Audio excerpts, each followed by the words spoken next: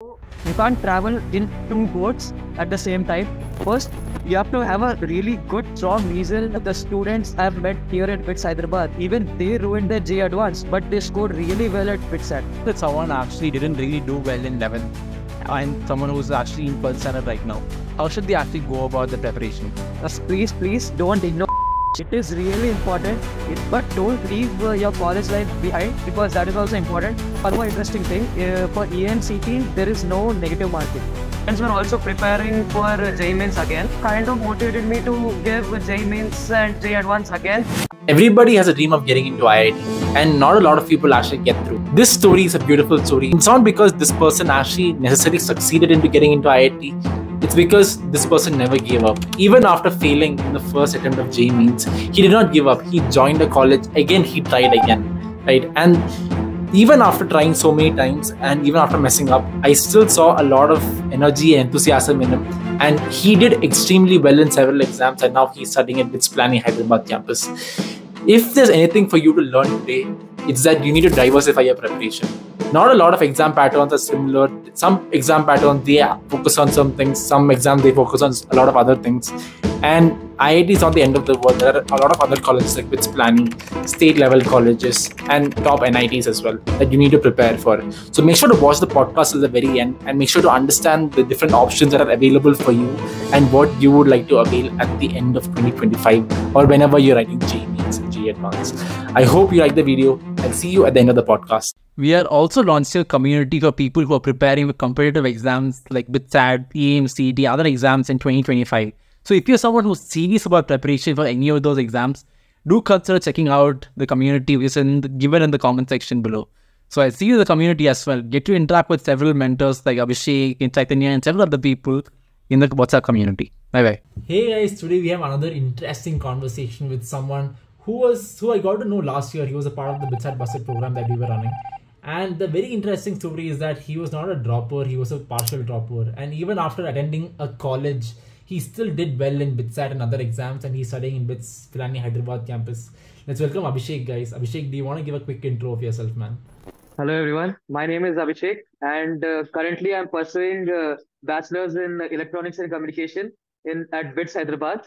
And in this interview, I'll be talking about my journey in what all exams I gave in my drop year and after my 12th, and how I prepared for those exams.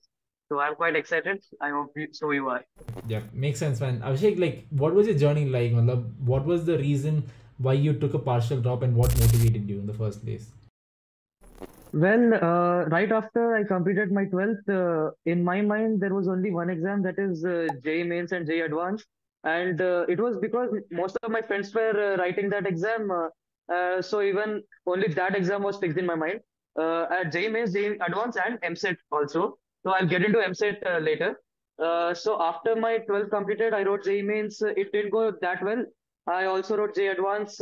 It went like less than I expected. So after that, I wrote EAMCET exam, which is a state engineering exam of Telangana. And I scored quite well in that. And I got into the topmost state engineering college here. And while I was studying first year in that college, my friends were also preparing for JEE Mains again. So that kind of motivated me to give JEE Mains and JEE Advanced again. I was like, I have one more chance. Why to risk it? I mean, why should I miss it? So why not risk it? So yeah, I just went on with the preparation once again. So let's assume that someone actually didn't really do well in 11th and someone who's actually in 12th standard right now. How should they actually go about the preparation? Coming to 12th standard students, there are two types. One belong to those category who wasted their 11th, and the other belong to those category who are good at the topics of 11th. So for those students who have wasted their 11th standard, I would say for them not to waste more time on studying 12th, 11th topics. I would suggest them to go on with whatever the faculty is teaching in their respective coaching.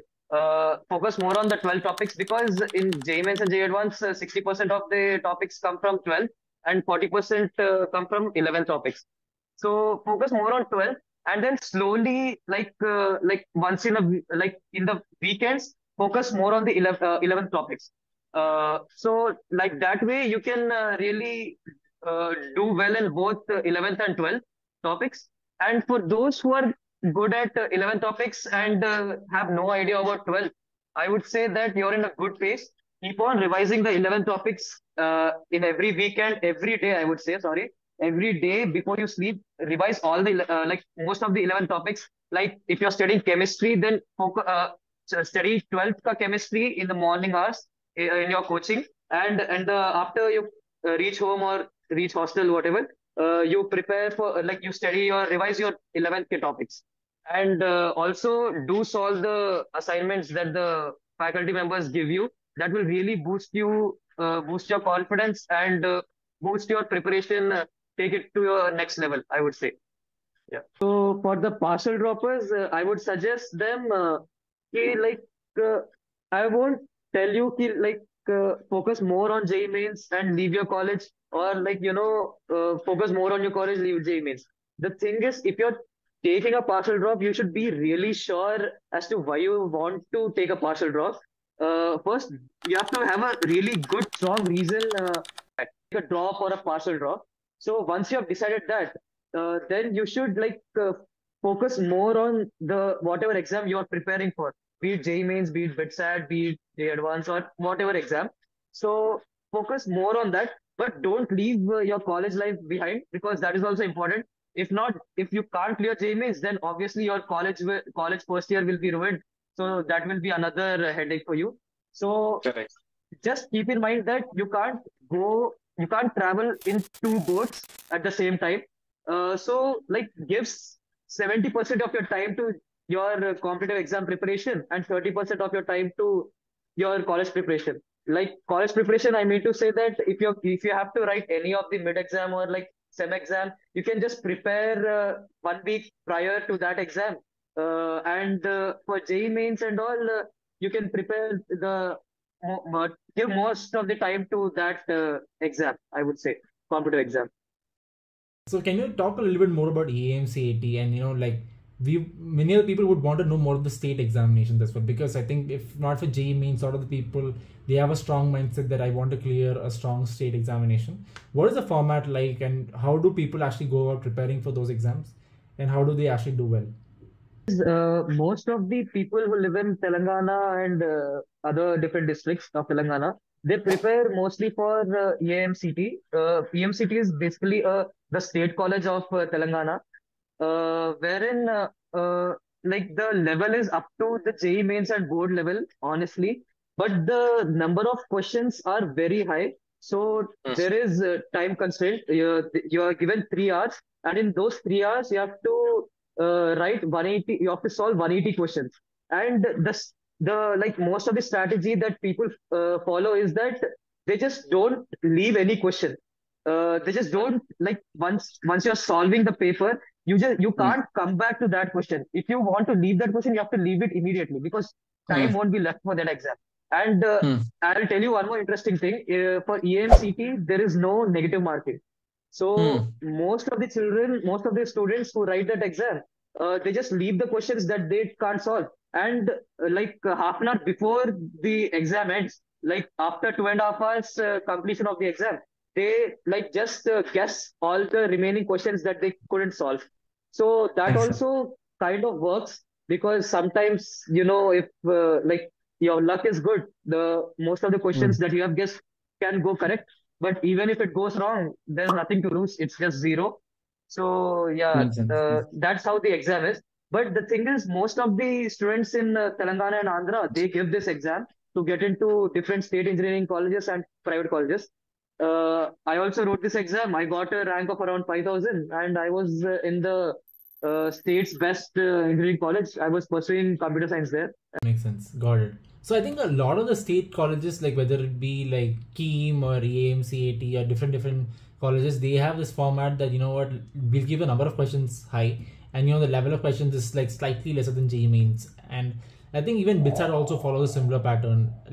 So tell me about your BITSAT preparation, and how exactly did you think about BITSAT busted when you were preparing for BITSAT? So I got to know about BITSAT Busted quite late because I I was enrolled in BITSAT Busted after my JEE Advanced completed. So the last exam that I ever wanted to give was BITSAT second session. So for that, I decided to go with BITSAT Busted because I knew the concept, I knew the topic. I just needed test papers that I could solve for BITSAT. So then someone suggested me about BITSAT Busted, and then I purchased, and I found it really helpful. It really gave me the idea that where I stand for the BITSAT exam. So I solved different test series, not just BITSAT Busted, but other test series as well. So this kind of boosted me. I didn't prepare anything new, honestly speaking, but I would still suggest all those students that who want to give BITSAT that please, please, please don't ignore English and logical reasoning. It is really important, irrespective of if you're topper or an average student. I'm on a like I'm telling you, it is important. So Yeah, like yeah.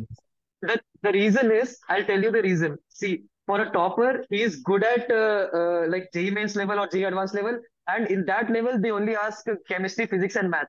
And so people only prepare for that, and they just go for BITSAT thinking that I'll Mm. leave off English, I'll just do whatever I want, I'll just guess Mm. or anything, or I'll just leave, and they focus more on like chemistry, physics, and math, and that kind of lowers their score. But if they prepare for English and logical reasoning as well, they can really, like they are different from the rest of the crowd, I would say. And Mm. the for those people who are like average in all the three subjects of math, physics, and chemistry, I would suggest like brush up all the topics. Like don't leave any single topic. Like prepare the way you prepare for JEE mains for math, physics, and chemistry. And for English and logical reasoning, I want you to really prepare well for that because that will really boost your score more, and it will also get you separated from the rest of the crowd. So yeah, that will really help you a lot. Makes sense. I think that's what most people miss out on. Missing out on English and logical reasoning. Big blunder that people do. They think that they can come at the end of the preparation, just do English logical reasoning. I'll just quickly read something, but honestly, it may or may not work. To be honest, right? And the mistake that most people do is that like they focus less on preparing for BITSAT starting from the beginning as well. Like most people, they screw up JEE mains first attempt, second attempt, then they come to BITSAT, but then all the while they realize that if I had just prepared more for BITSAT, solving more papers, they could have got more marks, right? Because I think the paper pattern is different. There are more subjects also. So if you had to give advice to your younger self, like matlab exactly 1 year down previous, which means 3rd September of 2023, what advice would you like to give so that like you have a better performance in BITSAT? I would say that, see, JEE mains, JEE advanced, they are not the only exam. There are different exams. You have a state exam, state college exams. You have other private institute exams like BITSAT, Manipal, and other exams, BIT and all. So I would say that for uh, for JEE mains and JEE advanced, minimum 7 months of preparation is required to like get a good score in these exams, these government exams. But if you're really good at JEE main level, then you can, if you revise more on other topics, then you can easily crack state level exams and private college exams as well. You only need like less than 3 months of preparation is enough for these private and state level exams. The rest of the time, you can just prepare for JEE mains and JEE advanced. All these other college exams, they only ask up to that level only, honestly speaking. So Right. like Correct. 3 months of preparation is really good for anyone to score more than 300 or 320 in BITSAT. I'm telling you. Correct. I mean, I think it's not about the less amount of time, but then solving more. I mean, like, if you don't you think that like Yeah. if I start solving more papers from early on, like you will definitely have a better way to like go and approach the examination.